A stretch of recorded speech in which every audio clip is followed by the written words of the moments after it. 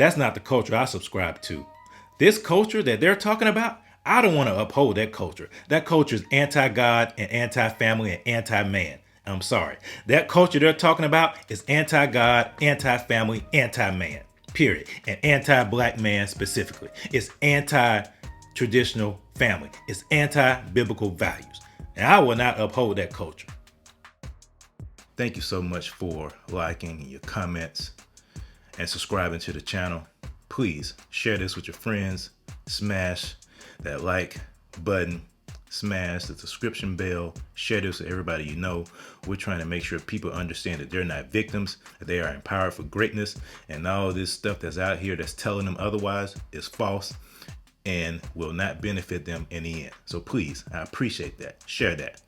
So the progressives and liberals in California must really be scared of Larry Elder and his recall that takes place next week.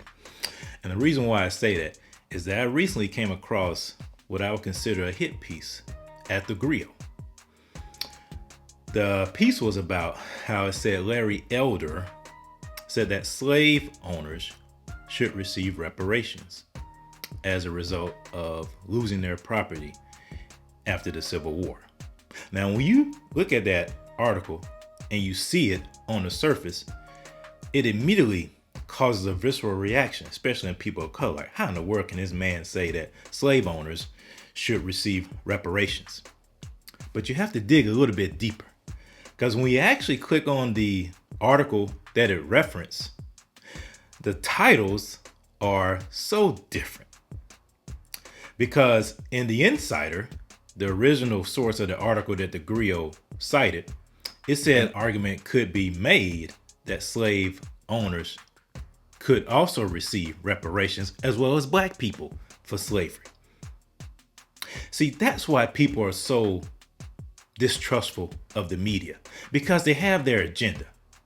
The people at theGrio, the gatekeepers of black culture, if they call themselves that, are so in bed with the Democrats, with the liberals and the progressives, that they are attacking a fellow black man just because of his political beliefs.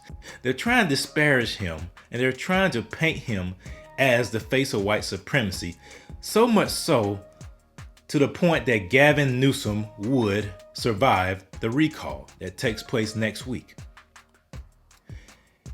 And they talk about black people not being a monolith, but yet sources like theGrio and others, they do not have anything positive to say about black conservatives. Not one thing. Why is that? Because they're tied to the Democratic Party. And the funny thing about it is, even that piece on the Insider, it said that this interview occurred this year. But actually, the interview that he did with Candace Owens happened 2 years ago. Allow people the opportunity or the chance to go back to Africa. I would sponsor that like you wouldn't believe. I don't think you can have a long line. Right, I don't think we would either. But you know, you hear that all the time in theatrical voices. They took us from the motherland. Do you know what's going on in the motherland? Say, have you been to Africa? I've been to Africa. Okay, I'm perfectly content living in America.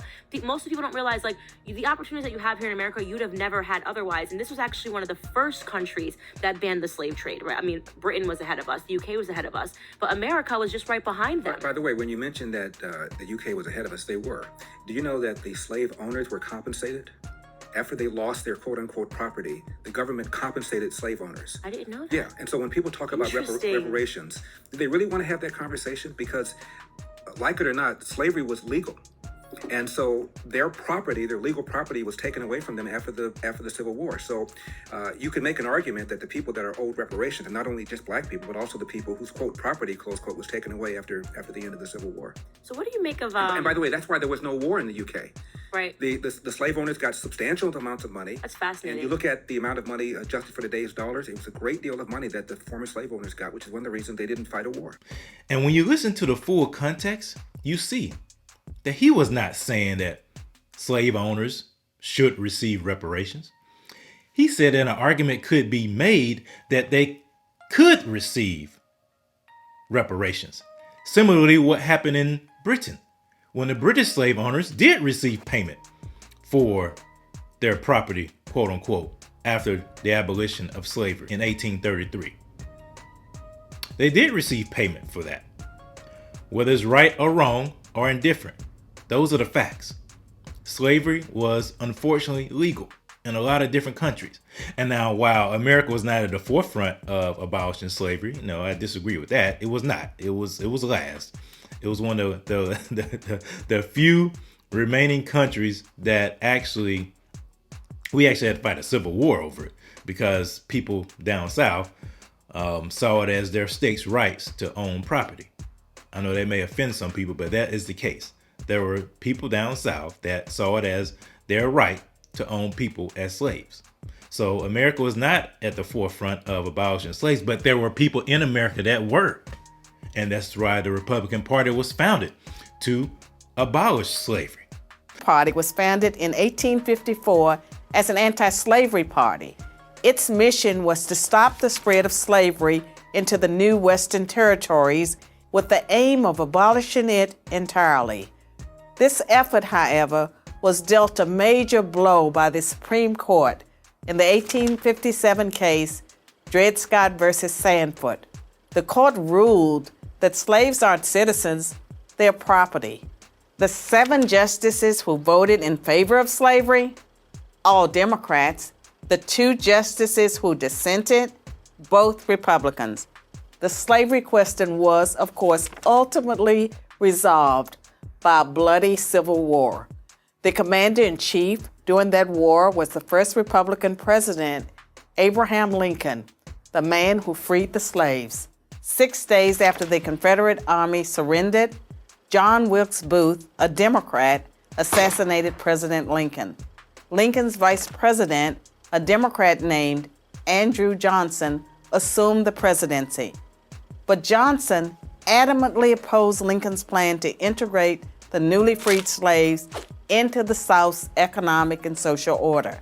Johnson and the Democratic Party were unified in their opposition to the 13th Amendment, which abolished slavery, the 14th Amendment, which gave blacks citizenship, and the 15th Amendment, which gave blacks the vote. All 3 passed only because of universal Republican support. During the era of Reconstruction, federal troops stationed in the South helped secure rights for the newly freed slaves. Hundreds of black men were elected to Southern state legislatures as Republicans, and 22 black Republicans served in the U.S. Congress by 1900. The Democrats did not elect a black man to Congress until 1935. But after Reconstruction ended, when the federal troops went home, Democrats roared back into power in the South. They quickly reestablished white supremacy across the region with measures like black codes, laws that restricted the ability of blacks to own property and run businesses, and they imposed poll taxes and literacy tests used to subvert black citizens' right to vote. And how was all of this enforced? By terror, much of it instigated by the Ku Klux Klan, founded by a Democrat, Nathan Bedford Forrest. As historian Eric Foner, himself a Democrat, notes, in effect, the Klan was a military force serving the interests of the Democratic Party. So why in the world would these publications like theGrio and other places like that knowingly publish false information, publish hit pieces against Larry Elder and other black conservatives? I'll tell you why. Because they're not concerned about black people. They're not. They want you to believe a narrative. And they will perpetuate this narrative as long and as hard, and they'll fight for it as hard as they can and as hard as they will. Because that narrative serves their purpose. They are about control. They are about the liberal agenda, period. And anything or anyone that gets in the way of that liberal agenda, they will fight, regardless of skin tone. So no, they're not about the culture. You know what the culture is? The culture is the progressive liberal thought. That's the culture. Anything that aligns with progressive liberal thought, that's the culture. The culture is not black people. The culture is the Marxist, communist, socialist ideology. That's the culture. That's the culture they want to uphold. That's not the culture I subscribe to. This culture that they're talking about, I don't want to uphold that culture. That culture is anti-God and anti-family and anti-man. I'm sorry. That culture they're talking about is anti-God, anti-family, anti-man, period. And anti-black man specifically. It's anti-traditional family. It's anti-biblical values. And I will not uphold that culture. I'm against that culture. So these people must really be concerned about Larry Elder to the point that they are actually mining for things and distorting the truth. Let the man run on his values. If he wins, then the people in California must really want change. But don't publish misleading information that is intentionally false. Intentionally false. Because the headline, when you read it, the headline, Larry Elder argues slave owners are owed reparations. You see that? And look at this point. The black conservative radio host argued that slavery was legal and slave owners deserve compensation. Well, hold up. Slavery was legal. That's facts. That's true. Slavery was legal. And he did not argue that slave owners deserve compensation. You see how misleading that is? Because when you look at the headline from The Insider, California recall candidate Larry Elder says it could be argued. See, it could be that slave owners were owed reparations after the Civil War. It could be. But the DRED, when you look at that, Larry Elder argues slave owners are owed reparations. Boy, that's so misleading. And that's why people don't trust the media, because they have an agenda and they wrap facts around it and twist facts to fit that agenda. You know, if you want to really talk about reparations and have a conversation, true reparations could be argued for blacks that had their properties destroyed and their livelihoods destroyed during Reconstruction. If you want to have a more salient argument for reparations, talk about the period of Reconstruction and up through Jim Crow, when families and businesses in Mississippi and Oklahoma and other places like that truly had their livelihoods destroyed. Talk about that. We can have a conversation when it comes to reparations for those people, because that is legit. Those things can be argued. They more than likely do reserve some type of compensation or reparations from the government, because it was state-sanctioned terror that took that from them. Organized mobs by Democrats, more than likely, went into these communities and burned down businesses and destroyed property only because they were black owned. Period. End of story. That's it. Only because of that. That's the only reason why. So, the point being is, these people must. The man did not call for reparations for slave owners. He said an argument could be made. But yet, the DRED and other quote-unquote black gatekeepers took that and twisted it and said that he said that slave owners are owed reparations. And that he made the argument that slavery was legal. Slavery was legal. Was it inhumane? Yes. Was it sinful? Yes. Was it wrong? Yes. Was it legal? Unfortunately, yes. It was. We gotta stop focusing so much on slavery. No one listening to this video has ever been a slave, and no one listening to this video has parents or grandparents that were slaves. We have to understand that we are not victims.